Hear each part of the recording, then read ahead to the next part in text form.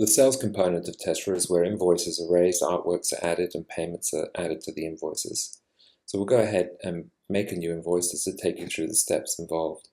The first step will ask you to find a client, or if you don't have a client entered in the database that you want to add to this invoice, you can create a new client. Or if this sale is to not to a client but for a cash sale, you can use the cash sale button and the invoice will be created and attributed to a cash sale account. Or you go ahead here and select one of these. You're pushed immediately to the Add Item to the Invoice screen, and here your artworks are listed, and as in elsewhere in Tesla, you can start typing and filter down the artworks. Clicking on an artwork will add that artwork or give you the screen to add that artwork to the invoice. You can filter your search using category or by artist, and if you want to add an item other than something in your database, for example a frame or shipping costs, then use the Add Other Item to an Invoice and specify the item and the price before adding it.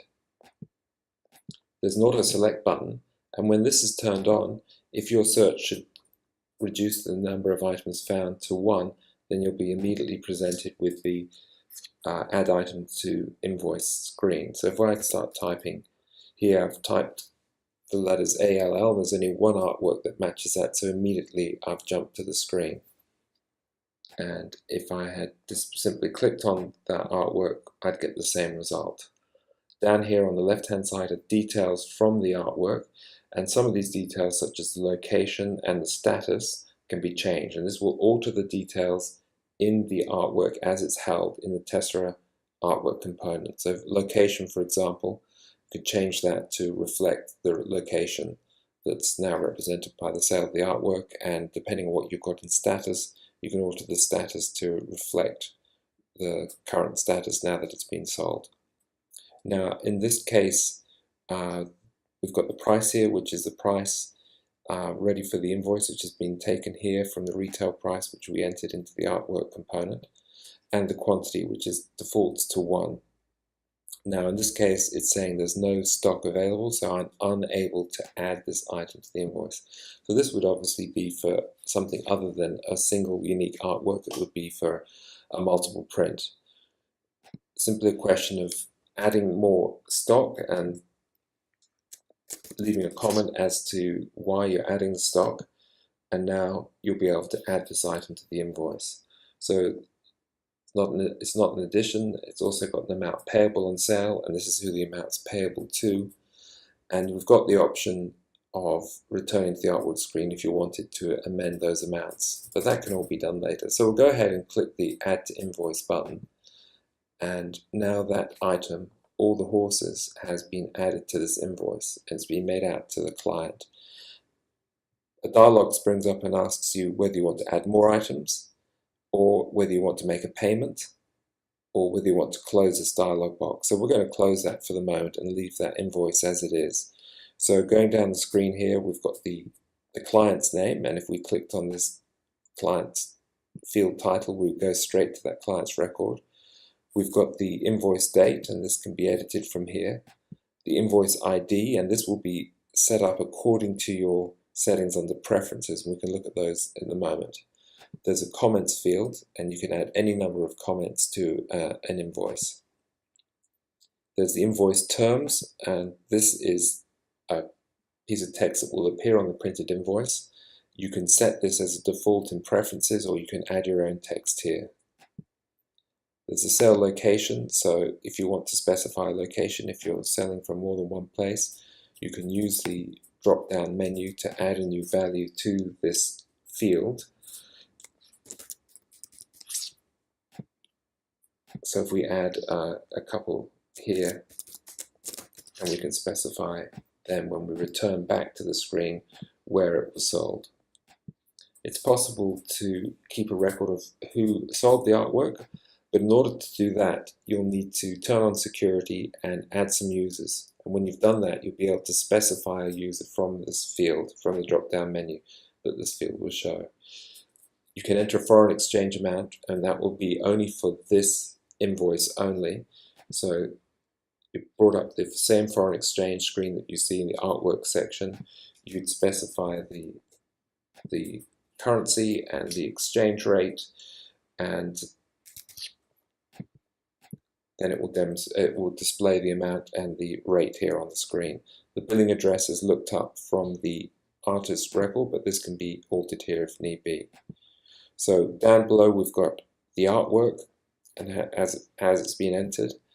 As we noticed before, there was a payment due on sale of this artwork, and clicking this button will reveal who the amount is payable to. At the moment the amount total is 0. We need to amend that. Payments tab, there's no payments showing there at the moment. But we can click on this item and reveal the expanded screen where we've got the invoice details, and again this will be entered according to your preferences set in the invoice preferences screen. We've got the artist and the owner for the artwork, and we can amend these here if they're incorrect. If this was an addition, we would have been prompted for the addition number. The retail price, if there's a discount, we can click on this button and either enter a whole amount or a discount as a percentage, which will apply solely to this item on the invoice. The tax rate is reflected according to the tax settings. Again, this will be lifted from your preferences, but this can be amended individually for this item. For example, if this was being sold as an export or for some reason tax wasn't being added, we could make a change here. And we can alter the quantity here again if we want to. We'll look at the amounts payable once this item is sold at a later point. Use this button to reveal more details about the artwork and to leave the screen and go back to the artwork if need be. When it comes time to making a payment, these buttons across the screen here, they've got the add item, which would be to add another item, or the add payment button. Clicking on add payment gives you the screen where you can specify the amount paid and the payment mode. You can add more than one payment, and payment details can be included on the invoice. So having a look here, we see now that we've got a total of $1,500, the taxation amount, the total including tax, payments that are made, and the amount outstanding.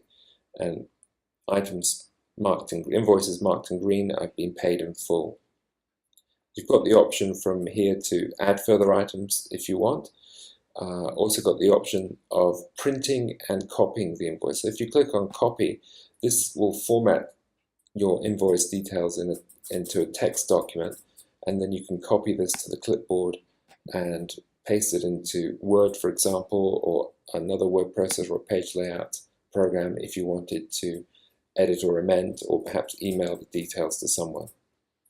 Invoices can be locked. Once locked, changes cannot be made. So no matter where I go here, I will not be able to make changes to the invoice. This is particularly useful when you've got security on, because the only people who will be able to unlock invoices are those who have been given security clearance to do so. But even without security, having an invoice locked will prevent casual users or even yourself from accidentally amending an invoice once it has been paid for in full. Invoices can be viewed here in a form view or also in a list view, where you can see details as to what's outstanding and move directly back to the invoice edit screen when need be. The Preferences button gives you the option to go through and amend and edit the way that your invoice will appear when it's printed. Right. Changes that can be made here include the invoicing numbering screen. So the scheme involved in numbering the invoice, so you can specify the numbers that come before or after the invoice number, and the help on the screen will give you more details regarding that. Quantity, it's likely that you'll be only selling single items and won't want the number 1 to appear next to it, so you can toggle that on and off as to whether quantity should be showed at all times or only when there's more than one item. You can specify the header details, so text can be selected, and on a desktop device you can alter typeface and size and so on, and then you can select what information is included by selecting from the drop-down menu here and then using the Insert Selection into Header button. You can also insert a graphic which will be overlaid over these details, and by using the Preview button you can work out where the graphic goes and how it appears. and using the help button here will give you more details on how to place graphics and logos on invoices. There's 2 lines that can be placed on invoices, and you can use these buttons to toggle them on and off. And here on the description you can set up the default information that's entered when a new artwork is entered to an invoice. So I've got a basic artwork artist and artwork ID, but you can include dimensions, edition number, medium, provenance, and so on. Typeface. Although in the header you specifically select and choose your own typeface, when it comes to the body of the invoice you need to specify the typeface and the type size here. Either choose from the drop-down menu or type exactly the typeface name as it appears in your typeface menu, and the result will be displayed below, giving you an idea of what it will look like. When it comes to the totals displayed on an invoice, you can decide what information and how it's displayed. Discounts will appear when a discount is present. You could use any other term apart from the word discount if you like. So simply click into these fields and type what you'd like. So at the moment total X tax will appear, but if you want the word total only, then that's fine. Just go in and amend it. You can actually toggle off and hide these 2 fields so that you can reduce the amount of lines that appear depending on your needs according to your gallery or studio's setup. Again, use the help button for more details as to how this formatting works. Payments, you can either hide or show payments on the invoice as they're made. It'll be limited according to how much space is available, but more often than not 3 or 4 lines of payments can appear on an invoice. The terms will be added to the invoice. We've seen that already on the invoice screen where terms can be accessed, and this is where you'd enter your default terms and they'll be automatically entered each time a new invoice is created. There's a footer section, and entering your text here. This is what will appear on the first page of your invoice. And use the preview button to preview your invoice to get an idea of how it will appear. And you can see here we've mixed and matched different typefaces and things as we've worked our way through, but obviously you can go through and amend this until it matches as closely as possible your gallery requirements.